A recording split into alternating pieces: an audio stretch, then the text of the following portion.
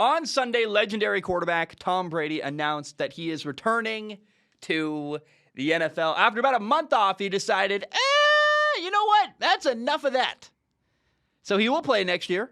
And here is what Tom Brady wrote on social media. He said, "These past 2 months, I have realized my place is still on the field and not in the stands. That time will come, but it's not now. I love my teammates and I love my supportive family. Without them, none of this is possible. I'm coming back for my 23rd season in Tampa. We have unfinished business, LFG. Let's effing go." Obviously, I'm very excited. It's funny in that statement, he says, my supportive family. Like, he's like, you better support that I'm coming back for my 23rd year. I know you guys thought I was going to be around all the time, hanging out with the family. Nah, I'm leaving. I'm sure that he talked about it, but it's just kind of funny. Like I like the thought that he didn't tell them he was planning to come out of retirement. He's like, my supportive family, like kind of pushing them into a corner. I'm sure that didn't actually happen that way. And then also, it's interesting. It says we have unfinished business. What unfinished business, Tom Brady? Are you not happy you haven't won as many NFL MVPs as you want? Is that it? Like, what could it possibly be? You've won 8 Super Bowls. You've done everything anyone could ever imagine. No one can fathom putting together a more successful career or accomplishing more in the NFL. So I don't know what unfinished business Tom Brady has other than trying to win another Super Bowl in Tampa, I guess, which is probably what it means. I'm very excited. This is my favorite player of all time.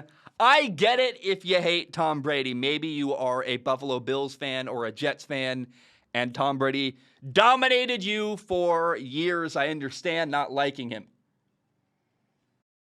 Here's the person I don't understand, and the person I tend to not get along with. I had a coach one time in college who, he hated Tom Brady. He didn't respect Tom Brady. And I was like, how can you not respect what he does? Like, my coach was a former quarterback. I'm like, you have to look at Tom Brady, whether you like him or not.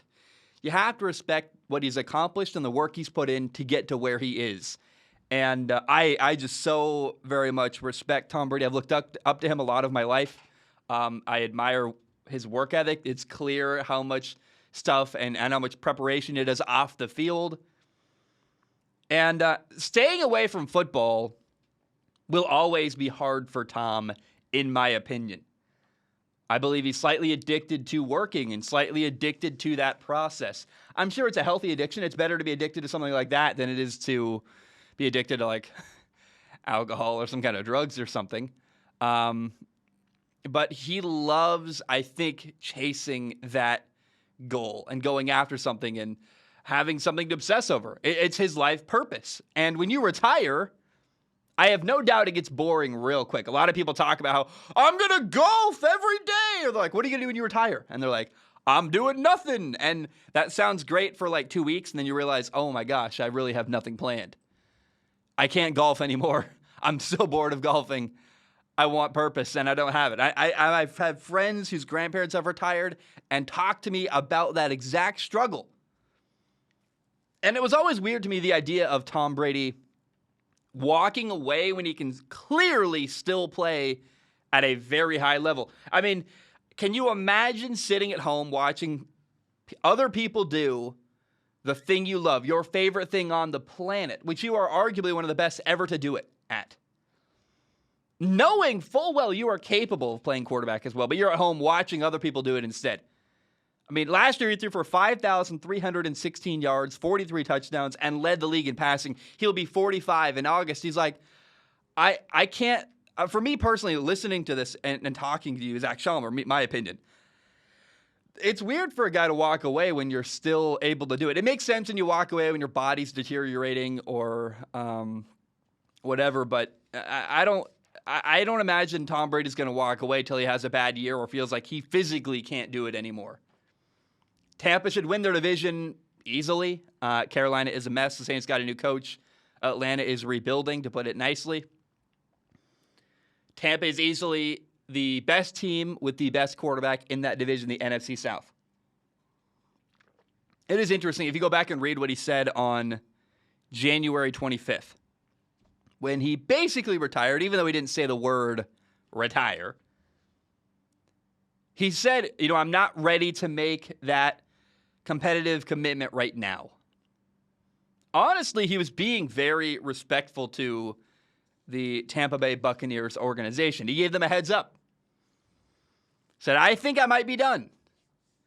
And if he really had retired, he would have been giving Tampa time to come up with a new plan at quarterback. He gave them a heads up, time to come up with something. When you feel like you can't commit to something, it's better to say that and acknowledge it so at least the other side involved knows what they're getting into. I mean, that's kind of funny. As a guy who's called off an engagement, let me tell you, if you're not fully committed to something, you better tell the other side. He was probably burned out, man. I know that I only cover football for a living. I don't even play football. Every February after the Super Bowl, I am dead. I'm like, I need a week off away from the game. I have been so deep in the weeds in this football season that I just need to get away and talk about cars or surfing or something. Like literally video games, anything, movies, anything. I need to get away from football for about a week. He got away from football for about a month and was like, yeah, I really miss it. He's coming back. I understand him not being sure if he wanted to keep going after losing in the playoffs and your kids are getting older and you got a lot to think about.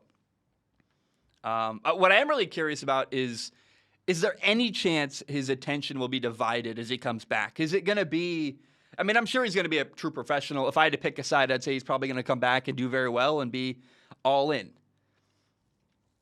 But will he be great, or will it be a little bit like when Brett Favre came out of retirement that last time in Minnesota? They begged him to come back, and it wasn't great. It's really hard for me to imagine Tom Brady having a bad year, but at some point it feels like it's going to happen, right? Whether it's this year, a couple of years from now, I don't know. I feel like he's not going to stop until something bad happens, and I don't know when. What does that look like? What does it look like for Tom Brady to have a truly bad year? I'm not rooting for that, but if you hate Tom Brady, you might get that at some point, and that will be the signal that, yeah, Tom's going to walk away. Tom is done. I got one thing wrong, though. I thought he was done in Tampa. I thought for sure that if he played again, it was going to be with the 49ers, and I thought he'd go to the 49ers or something, and now he's staying in Tampa. I didn't expect that.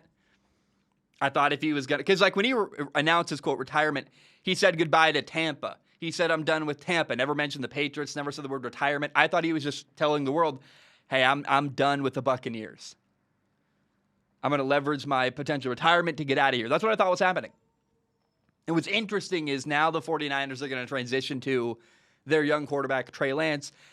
And Tom Brady missed his window to probably ever go to the 49ers. Unless Trey Lance is bad or something, Trey Lance will be the franchise quarterback for the 49ers. And the only time there was ever really going to be a window for Tom to jump off and join his childhood favorite team was now, when they haven't yet established their young quarterback. They've got a really good football team. That window is come and gone. And now Brady, if he ever does play anywhere other than Tampa, it's most likely not going to be the 49ers, the Chargers, the Buffalo Bills, Kansas City, right? Teams that have an established, incredible young quarterback. Now, I got asked this question a lot on Sunday when Tom Brady announced he was coming back. People were asking me, is he going to get along with Tampa Bay head coach Bruce Arians? And I'm like, yeah, of course he is. Like, guys, Tom Brady got along with Bill Belichick for 20 years. Who's easier to get along with, Bruce Arians or Bill Belichick? I'm not worried at all. If he can get along with Belichick for 20 years, he can definitely get along with Bruce Arians, no problem. And it's interesting. I'm glad he's coming back to football, and I'm very interested to see how things go. I think he's going to be definitely a playoff team. Again, that division isn't very good. He found another team similar to the Patriots for years that are in a division with not much going on at the other three spots. And we'll see. Can they win a Super Bowl? That's the question, really, because that's the only reason Tom Brady is going to come back. It's not worth it to him, I think, at this point, to play without trying to and believing you can win a Super Bowl. There is one other funny note. On Saturday, Tom Brady announced he's coming out of retirement on Sunday.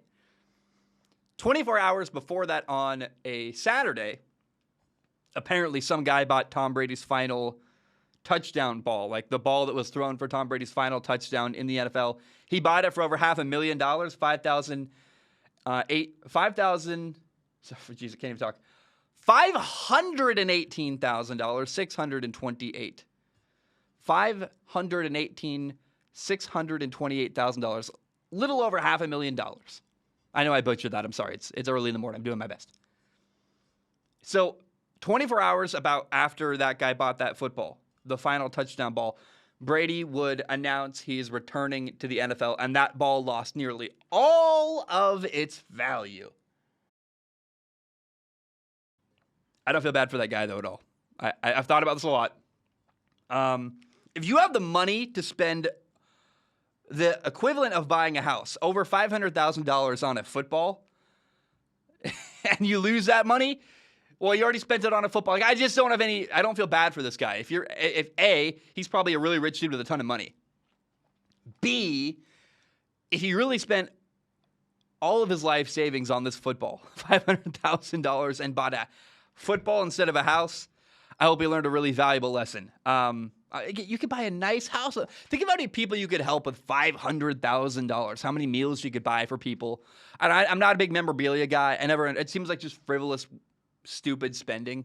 But that probably really rich dude. I don't know how many people I can think of in my life are going to drop $500,000 on a football. Nobody. Bunch of normies out here. No one has that kind of money. So I don't really feel bad for this guy. It's kind of funny though.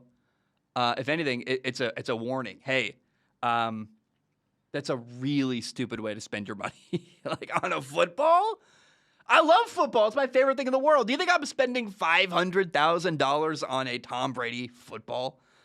Get out of here. Never in my life. So it's a funny wrinkle, but I just can't get over. Think of how many people you could help with $500,000. Are you kidding me? Oh, stupid guy. And yeah, you almost deserve that. You almost get what you have coming to you when you spend that much money on a football. Like, you spend a ridiculous amount of money on a football, and that's worth nothing the next day. Yeah. Sounds about right. Don't do that crap. I don't get it. I don't know. I don't know. Go buy a football. It's like $60 on Amazon. You buy like a Duke football for like $90, I think, something like that. That's enough.